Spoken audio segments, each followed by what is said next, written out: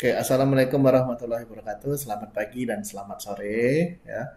Oke, jadi ini kita minggu ke-13 dari mata kuliah sistem terdistribusi, di mana minggu ini kita akan membahas distributed database management ya. Nah, apa itu data terdistribusi atau database terdistribusi? Ini sebuah database ya yang diatur oleh sebuah DBMS atau database management system yang tersimpan secara fisik ya pada beberapa komputer yang terdapat pada beberapa lokasi dengan terkoneksi pada suatu jaringan. Nah, jaringan tersebut ini harus bisa menyediakan akses bagi user untuk melakukan sharing data. Jadi terdapat dua macam sifat dari database terdistribusi, homogeneous dan heterogeneous ya. Nah, ini bisa kalian baca ya, homogeneous apa, heterogeneous apa. Nah, jadi ada dua aspek penting juga dari DDB atau distributed database. Yang pertama adalah distribusi, ya, karena ini apa? Data tidak disimpan pada tempat atau prosesor yang sama, sehingga DDB ini dapat dibedakan dari database tunggal atau sentralisasi. Nah, yang kedua adalah korelasi logika, di mana ini data memiliki properti yang berhubungan sehingga DDB ini dapat dibedakan dari sekumpulan database lokal atau file yang disimpan pada tempat yang berbeda pula, ya, pada jaringan komputer. Oke, itu bisa Anda lihat di gambar ya, caranya seperti apa. Nah, set-set yang dalam database ini terdistribusi dihubungkan secara fisik dengan berbagai cara. Beberapa topologi dikembangkan sebagai sebuah graf yang simpel-simpelnya bersesuaian dengan set.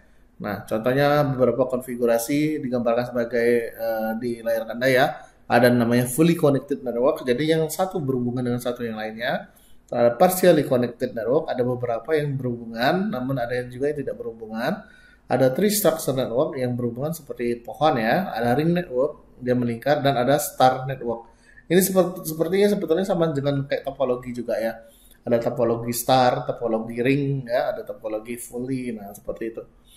Nah, untuk fully connected network ini keuntungannya, jika salah satu node rusak, ini yang lain masih bisa berjalan. Namun ini cost-nya lebih ekspensif, lebih mahal.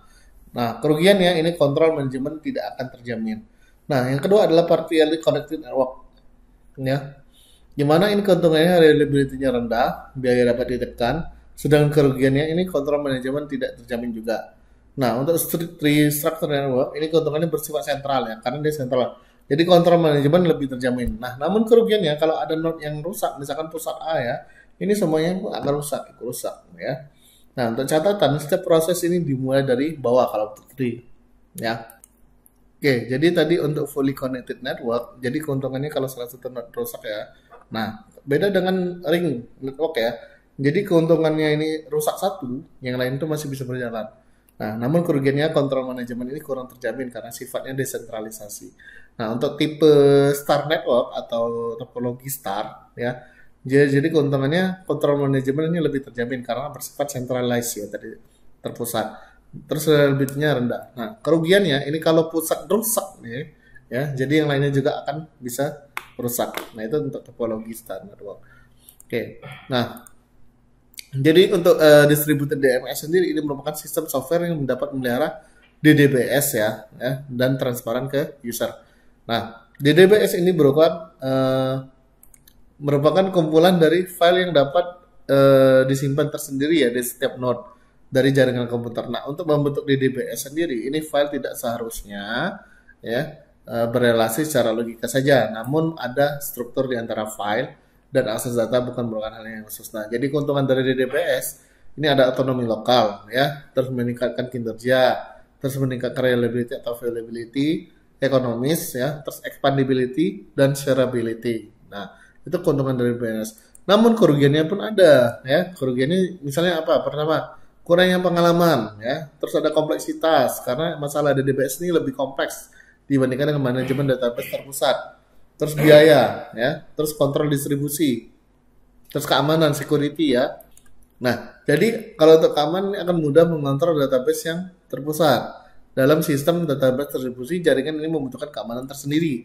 Nah, yang keenam ini ada perubahan yang sulit ya. Kenapa? Tidak ada tools atau metodologi dalam membantu user ya mengubah database terpusat ke database yang terdistribusi. Nah, seperti itu. Nah, untuk perancangan database terdistribusi ini ada beberapa alternatif dasar ya, antara lain partisi dan replikasi. Nah, untuk perancangan partisi ini biasanya dibagi ke dalam sejumlah partisi ya. Yang disjoin yang masing-masing ditempatkan di set yang berbeda. Sedangkan perancangan replikasi ini dibedakan atas fully replications atau fully duplicated, di mana seluruh database ini ditempatkan di masing-masing site, atau partially replicated, yaitu masing-masing partisi dari database tersimpan lebih dari satu site, tetapi tidak di semua site. Nah, ada dua perancangan dasar, yaitu fragmentasi, jadi pemisahan database ke dalam partisi-partisi disebut fragment dan distribusi. Nah, untuk fragmentasi ini ada dua, horizontal dan vertikal, ya. Nah, untuk contoh deposit pada database untuk fragmentasi horizontal bisa dilihat ya di layar Anda. Nanti Anda bisa memahaminya lebih dalam lagi ya. Kalau saya jelasin agak terlalu panjang lebar. Nah, terus untuk yang selanjutnya adalah fragmentasi vertikal seperti ini, nah, di mana deposit scam 3 sama scam 4 ini, ya. Bisa Anda lihat juga, ya. Nah, itu untuk yang fragmentasi. Nah, kita masuk ke replikasi. Jadi, jika replikasi ini, ya, fragmen ini bisa direplikasi ya. Nah, namun keuntungannya dan kerugian dari replikasi ini diantaranya adalah availability, ya, terhadap meningkatkan paralel dan meningkatkan overhead, ya, update. Nah, seperti itu. Nah, untuk client servernya bisa Anda lihat di gambar ya. Di sini ada gambar file server di mana ini workstation sampai satu workstation dan lain. Ini terkoneksi dengan LAN ya. Dia bisa untuk merequest data dari file server dan file server akan mengirim kembali kepada LAN dan mengambil data dari di database ya. Nah, jadi di lingkungan file server pemrosesan ini didistribusikan ke jaringan yang LAN ya. Nah, file server ini menunjang kebutuhan file dan aplikasi-aplikasi dan DBMS. Nah, aplikasi dan DBMS ini bekerja pada masing-masing workstation. Jadi, permintaan file dari file server ini diilustrasikan pada gambar sebelumnya. Ya, file server bertindak sebagai sebuah drive hard disk yang dapat dipakai bersama DBMS ya pada masing-masing workstation ya. Yang bisa mengirimkan permintaan ke file server untuk seluruh data yang dibutuhkan DBMS yang disimpan di disk.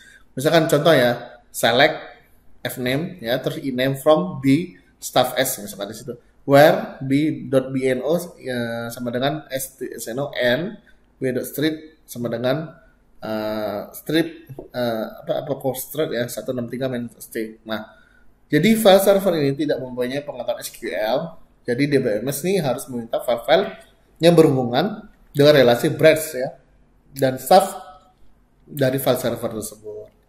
Nah, itu yang bisa saya sampaikan untuk pertemuan ke-13 tentang DBMS ya, Distributed Database ya. Oke, jika ada yang pertanyaan tentang masalah Distributed Database Management, bisa Anda chat melalui WhatsApp group atau di Google Classroom. Jangan lupa untuk absen ya. Oke, itu saja yang dapat saya sampaikan pada minggu ke-13 ini. Wabillahi taufiq wal hidayah. Wassalamualaikum warahmatullahi wabarakatuh. Sampai ketemu minggu depan. Terima kasih.